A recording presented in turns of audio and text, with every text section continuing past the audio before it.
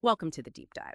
This is where we cut through the noise, grab a bunch of different sources, and really pull out the key insights you need to get informed fast. Today, we're diving into the Philippines. Now, you probably picture, those incredible 7,000 plus islands, the super warm people, and yeah, that booming tourism industry. I mean, reports show it pulled in over $1 billion US dollars just in January this year alone.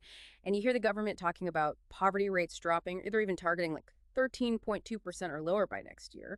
On the surface, it looks like this clear success story. But that shiny image makes us ask a really important question here. Beyond the resorts, the beautiful beaches, are millions of Filipinos living a totally different life. And, is that gap just there, or is it maybe kind of a deliberate curtain pulled over the hardship, especially for the tourists who are, let's face it, driving a big chunk of the economy? So today we're going to dig into the truth behind that picture, because finding these kinds of critical insights, pulling them from different places, well, that's what we do here. And hey, if you like these kinds of deep dives, you can always find more great info like this by visiting and subscribing to Mind Expansion Daily. Okay, so let's unpack this. The official story, the narrative around poverty going down, sounds pretty good. It does. Yeah, and at first glance, it really does. You've got the Philippine Statistics Authority, the PSA. They reported the national poverty rate was 15.5% back in 2023. And this was definitely framed as, real progress for the country. Now, that number, it's based on a specific income level. A family of five needs to earn just 12,030 pesos a month to be considered not poor. 12,000 pesos. Okay, what does that actually mean per person? Well, if you break it down, it comes out to less than $1.50 US per person per day. Wow. Yeah, and that's supposed to cover everything: food, housing, clothes, transport, all of it. And it's worth pointing out, this method, the way they calculate it, it's got the nod from places like the World Bank. So officially, it suggests things are moving up. Okay, I see. So that's the official line, internationally recognized even. But Yeah, how does that number feel on the ground? Like, what are people actually experiencing? Is there another way to look at this? that's exactly where the story gets complicated. Because there's a huge difference between that calculation and the lived experience. While you have the PSA figure, there's another group, the Social Weather Stations, or SWS, they're independent. They did a survey pretty recently, April 2025, I think. And they asked Filipinos a very direct question. Do you consider your family poor? Okay. And the answer? A stunning 55%.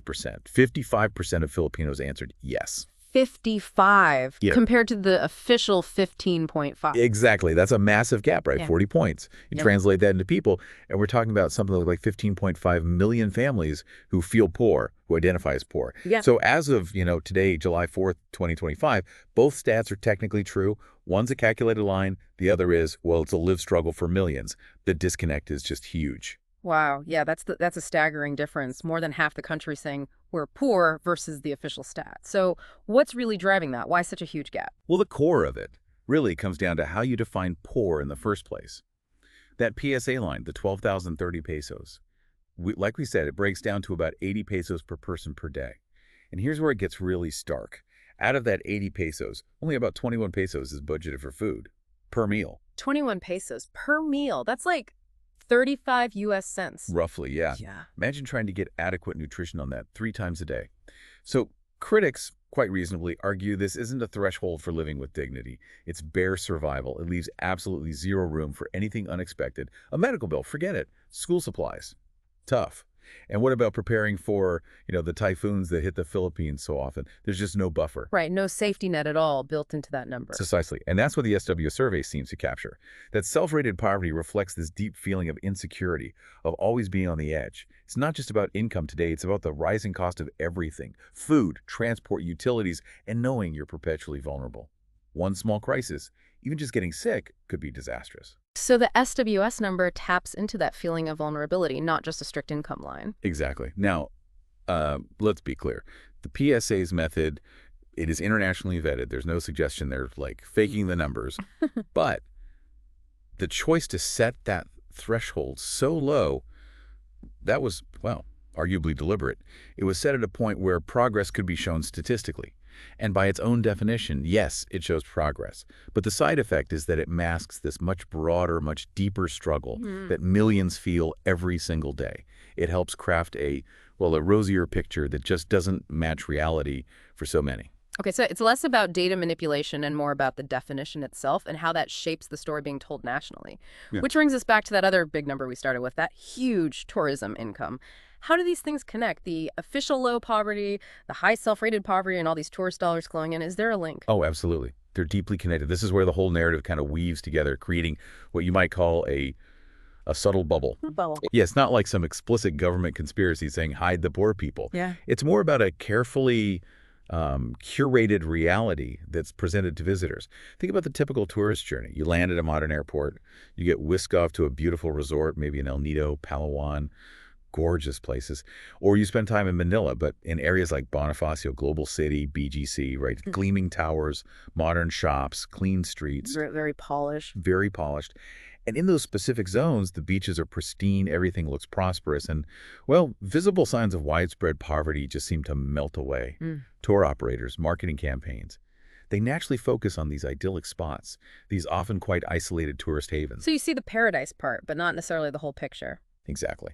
And that curated reality is a stark contrast to, well, the hidden stories just outside those zones. We're talking about places like the really dense informal settlements, the slums in Tondo, Manila, or the immense challenges in rural areas, say down in Mindanao, or even just families living under bridges, in the cities. These are profound realities, but they're realities tourists almost never see. So it's a kind of segregation, almost, Yeah. keeping the two worlds apart. In effect, yes.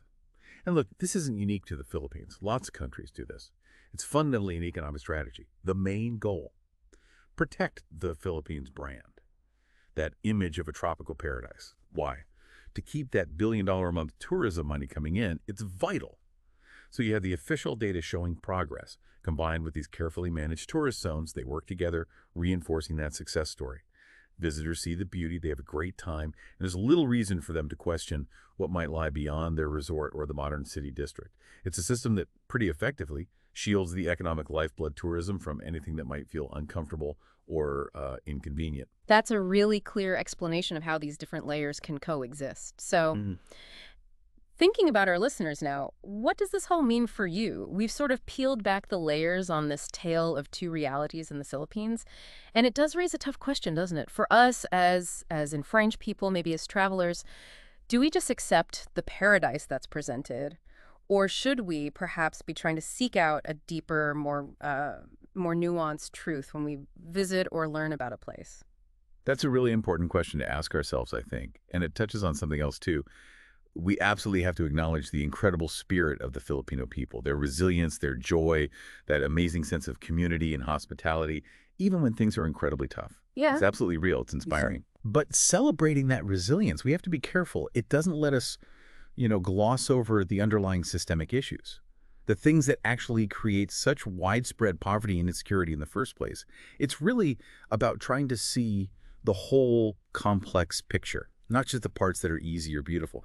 And if you zoom out a bit, this whole discussion about authenticity, about what's hidden versus what's shown, it's bigger than just the Philippines, right? It applies to how we travel anywhere, how we consume news about other countries, how we try to genuinely understand the world. It pushes us to think more critically about the stories we're told. Right. So just to kind of wrap up what we've found in this deep dive, it's not that the Philippines is like outright lying about its poverty rate with fake data. That's not what the sources suggest. Instead, what we've uncovered is this significant gap, this chasm. You've got the 15.5% official poverty rate, but then this striking 55% self-rated poverty, a reality felt by more than half the population, even while progress is being claimed. Yeah, exactly. And that divide, that tale of two realities, it seems to be held in place by two main things. First, that official poverty line is set very low, arguably, at a level that's more about survival than a dignified life. And second, it's reinforced by that pretty effective tourism bubble, the one that creates the paradise narrative while often keeping the inequality and the daily struggles hidden away just outside the picture frame. The beauty of the Philippines, the culture, the people, the islands, it's absolutely real. It's stunning. But understanding this deeper complexity, that actually makes the experience richer, I think. It encourages all of us to look a bit closer, to see the human stories behind the glossy brochures. That really is the challenge, isn't it? What does authenticity really mean to you when you travel, or even when you just read about a place? And how do you make sure you're trying to see the full, complex picture, not just the easy postcard version? Something to definitely think about.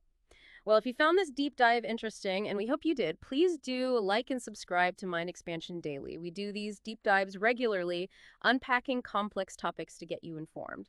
Thanks for joining us, and we'll catch you on the next deep dive.